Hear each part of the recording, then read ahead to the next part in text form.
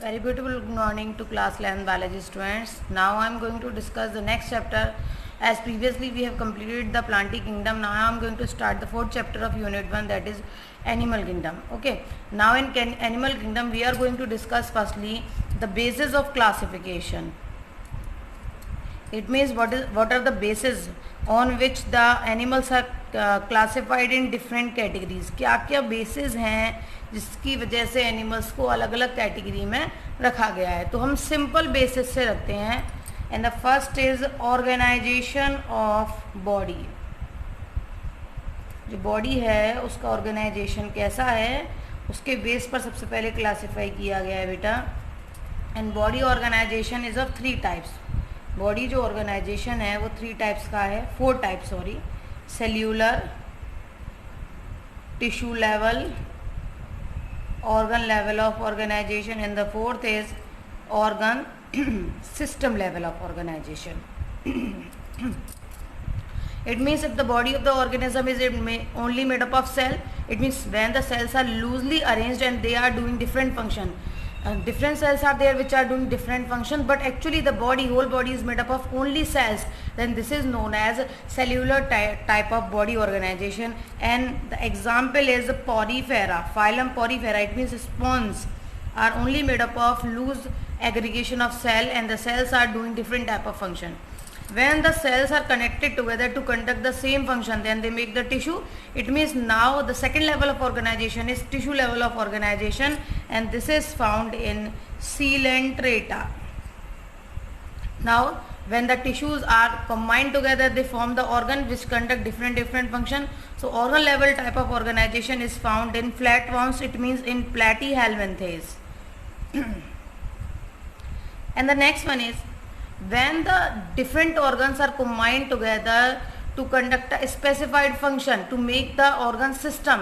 This is known as organ system type of organization. And as we know, our body have different system which are made up of different organs to conduct the one function. एक काम को करने के लिए बहुत सारे organ आपस में मिलकर एक system बनाते हैं. It means हम और higher categories में आ गए, बिल्कुल higher categories में आ गए, जहाँ पर बहुत सारे ऑर्गन्स मिलकर एक काम कर रहे हैं, एक सिस्टम काम कर रहा है. इट मीन्स अगर हम बात करें ऑर्थोपोडा से लेकर कॉर्डेटा तक, then all have organ system type of organisation. So 4 type of organisation are there. Okay, now we are going to discuss the next type, that is system. System किस तरीके के होते हैं? तो हमारे पास 2 तरह का सिस्टम है. ब्लड सर्कुलेटरी सिस्टम 2 तरह के होते हैं. Blood circulatory system. सेकंड जो हमारा बेसिस है, first is the open type and the another is closed type. As the word indicates, it means blood openly flow in body. Heart pump the blood, but there is no vessel to transfer this blood to each and every organ. All the organs are bathed in the blood. Then this is known as open type of blood circulation. कोई vessel नहीं है, सीधे heart जो है blood को pump कर रहा है और वो ब्लड पूरे हमारे ऑर्गन्स में जा रहा है, हमारे ऑर्गन उसमें बात कर रहे हैं. This is known as open type of blood circulatory system. क्या कहते हैं हम इसको? Open type. And this is found in Arthropoda. आपको इंसेक्ट्स में देखने को मिलेगा ये. और हम हायर कैटेगरी में जाते हैं वर्टिब्रेट्स में. And then the heart pump the blood, but this blood is transferred into different vessels to transfer this blood to each and every organ. This is known as closed type of blood circulatory system. It is found in all vertebrates. सारे vertebrates में यही मिलता है. Next system is, next basis is digestive system. Now the digestive system basis is of 2 type again. 2 type का है फिर से, incomplete and complete. Incomplete means there is only one opening in the digestive system. Normally 2 openings are there, first to take the food and another to remove the food. It means mouth and anus. But in these organisms, the anus is absent, only mouth is there. It means there is only one opening to take or to remove the food. This type of digestive system is known as incomplete digestive system, and it is found in Platyhelminthes. किस में मिलता है? Platyhelminthes में. मैं इसका एक logic बता देती हूँ, आपको बहुत अच्छे से याद हो जाएगा. As we know, most of the member of Platyhelminthes are the parasites. Parasites होते हैं सारे के सारे, they have to only suck the digested food, there is no need to remove, वो डाइजेस्टेड फूड ही लेते हैं, कोई वेस्ट नहीं बचता है। तो जो थोड़ा बहुत रिमूवल होता है वो या तो स्किन से हो जाता है या फिर बॉडी के किसी पोर्ट से हो जाता है, कोई पर्टिकुलर ऑर्गन इनमें प्रेजेंट नहीं होता। तो ज़्यादातर जो पैरासाइट्स होते हैं जो दूसरे से ही पचा हुआ खाना लेते हैं, they have the incomplete type of digestive system.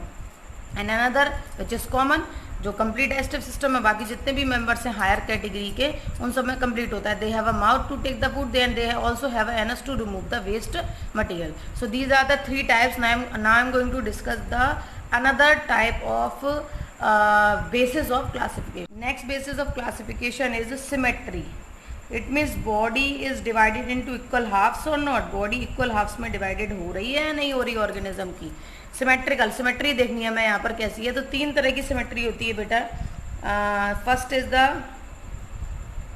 asymmetrical। यहाँ पर आप बॉडी को किसी भी प्लेन से कट करो, they never come into the 2 equal halves, वो कभी भी 2 इक्वल हाफ्स में डिवाइड नहीं होगी। And the examples are porifera और we can say the sponge. Irregular body होती है, कहीं से भी काटोगे इक्वली कटेगी नहीं। सेकंड कैटेगरी इज द, जो सेकंड कैटेगरी है वो है हमारी radial symmetry. Radial symmetry means you can cut from any plane, आप किसी भी प्लेन से काटो ऑर्गेनिज्म को, it will cut into 2 equal halves, वो इक्वल हाफ्स में ही डिवाइडेड होगा। And the most important example, इसका सबसे बढ़िया एग्जांपल है जो आपको याद रहेगा, इकाइनोडर्मेटा, स्टारफिश जिसमें आती है, उसको कहीं से भी आप काटोगे किसी भी प्लेन से तो इक्वल हाफ्स में डिवाइड होगा।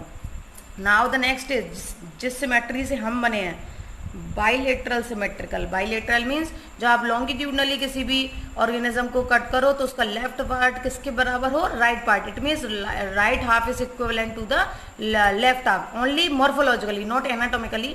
एनाटोमिकली नहीं कहेंगे, बाहर से केवल 2 इक्वल हाफ्स में डिवाइड हो, this is known as bilateral symmetry. Okay, and the example are higher organism, जितने भी हायर ऑर्गेनिज्म है वो सब इसी कैटेगरी में आते हैं, 2 इक्वल हाफ्स में डिवाइड होते हैं। Now the next category is the embryonal layer.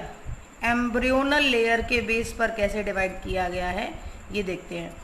Normally when we are made up of some embryonic layer. जब हम एम्ब्रियो होते हैं तो हम कुछ स्पेसिफाइड लेयर से मिलकर बने होते हैं जिनको कहते हैं एम्ब्रियोनल लेयर। इन लोअर ऑर्गेनिज्म और वी कैन से इन लोअर इनवर्टिब्रेट्स में there are only 2 layers, 2 layer होती है केवल, ectoderm and endoderm. The outer layer is ectoderm and the inner is endoderm, and in between these two fluid is present, that is known as fluid-like structure is present, that is known as mesoglea. It means there is no third layer, कोई third layer नहीं है।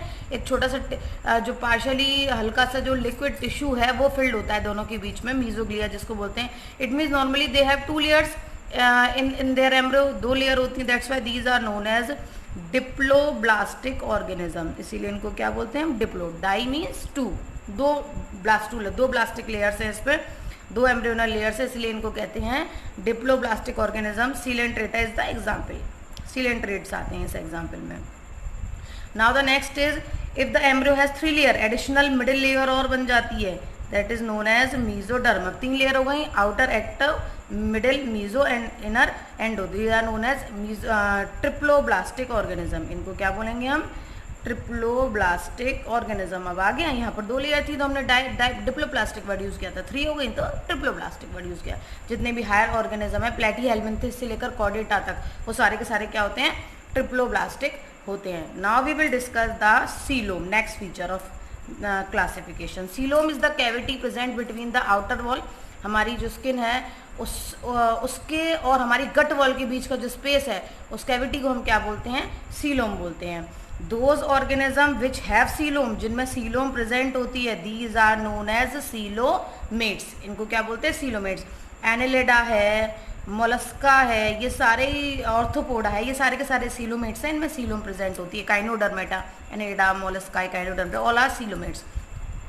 इन some organism, कुछ organisms ऐसे होते हैं जहाँ पर coelom present नहीं होती but they seems like coelomates, वो लगते हैं क्योंकि उनकी आउटर और इनर लेयर के बीच में जो मीजोडर्म है उसके पैचेस से दिखाई देते हैं, एक्चुअल में मीजोडर्म नहीं प्रेजेंट होती है। तो दीज आर नोन है झूठी सीलोम दिखाई देती है, इसलिए इसको कहते हैं हम pseudo coelomates. Pseudo means false coelom present होती हैं।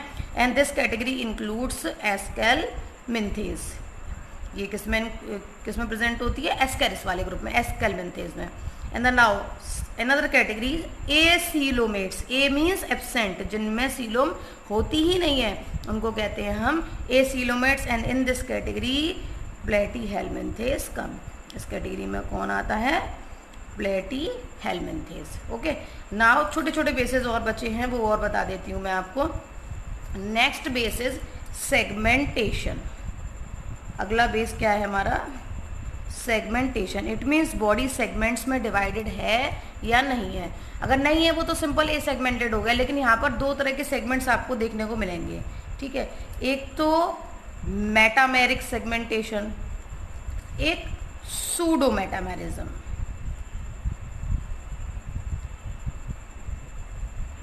आप सबने आई थिंक देखा ही होगा earthworm. If you observe the earthworm, अगर आप अर्थवर्म को देखोगे तो उसकी बॉडी पर इस तरह की लाइनिंग्स होती हैं. These are known as the segmentations are known as metameres. It means the actually the body of earthworm is divided into segments morphologically as well as anatomically. अंदर से भी डिवाइडेड है सेगमेंट्स में, बाहर से भी डिवाइडेड है. It means this to segmentation is known as metameric segmentation and you can also say metamerism. But if you observe the body of flatworm that come in the category of platyhelminthes, then you can see that metameres are only found at the outer wall of the body. Body में बाहर से आपको segments दिखाई देंगे, लेकिन अंदर से body actual में सेगमेंट्स में डिवाइडेड नहीं होती. इट मीन्स झूठा सेगमेंटेशन है, फॉल्स सेगमेंटेशन है, which can only be visible from the outside, but actually this segmentation is not found the inside the body. That's why it is known as pseudo metamerism. It means example is Annelida, it means earthworm, and the example is platyhelminthes, it means flatworm. And the last category is last category of classification is notochord. It means backbone. If the backbone is present, then these are called chordates. If the backbone is not present, these are called non-chordates. Invertebrates किस में आ गए? non-chordates में आ गए. ठीक है, और जो vertebrates है वो सारे किस में आ गए? chordates में आ गए. So these are all the bases of classification. Learn them carefully with example. When we will discuss the phylum one by one, then most of the character you will learn from this chart. बहुत सारे character हैं जो आप इस chart से ही याद कर लोगे. There is no need to do the rectification. कोई जरूरत नहीं है आपको. जब समझ में आ जाएंगी सारी चीज़ें तो आप genuinely उनको learn कर लोगे. So next time I am going to discuss the phylums. Till then, goodbye. Have a beautiful day.